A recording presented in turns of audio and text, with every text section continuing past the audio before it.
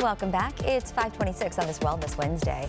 Modern in vitro fertilization is far more successful than it was in the past. A study in the UK found that modern IVF practices have a 68% live birth rate across 3 cycles. Back in 2012, the IVF birth rates were around 53 to 59%. Researchers also say improvements in IVF have lowered the chances of twin and triplet pregnancies. Well, many children aren't aware of the dangers of fentanyl. A study published in JAMA found more than half of 8th graders didn't think there was a strong risk in trying fentanyl once or twice.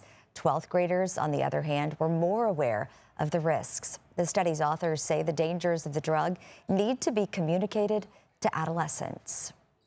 A study published in the British Medical Journal found 2 in 5 women with ovarian cancer only find out they had cancer after going to the ER. Ovarian cancer is difficult to diagnose because it shares symptoms with other diseases and is much less curable by the time it's caught during an ER admission.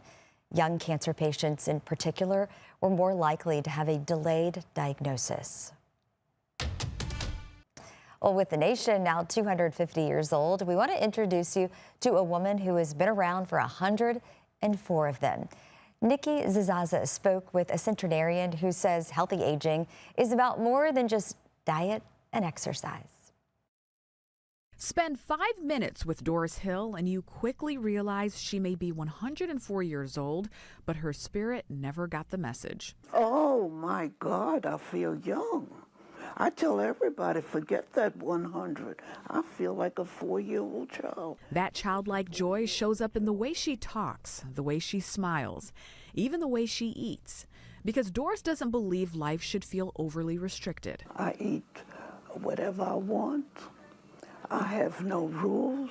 We caught up with Dr. George Hanawi, a geriatrician at MedStar Health, and he says one of the biggest misconceptions about aging is assuming every older adult has the same experience or the same needs. Every older person is different than the other person. So if I'm 92 and my cousin is 92, it doesn't mean we're going to age the same way. Dr. Hanawi says healthy aging is about more than just medicine and genetics. Purpose, connection, mental engagement, and joy can all play a role in longevity. Even at 90, people would come to me and they would hug me.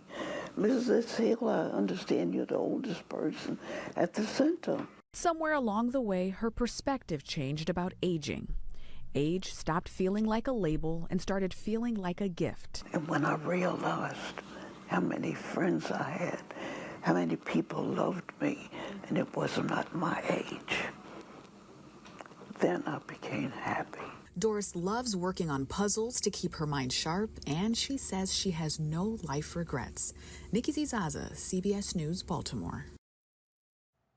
So much good insight there. It is a gift, right? There are an estimated 101,000 people 100 or older in the U.S., and according to the Census Bureau, nearly 8 in 10 are women.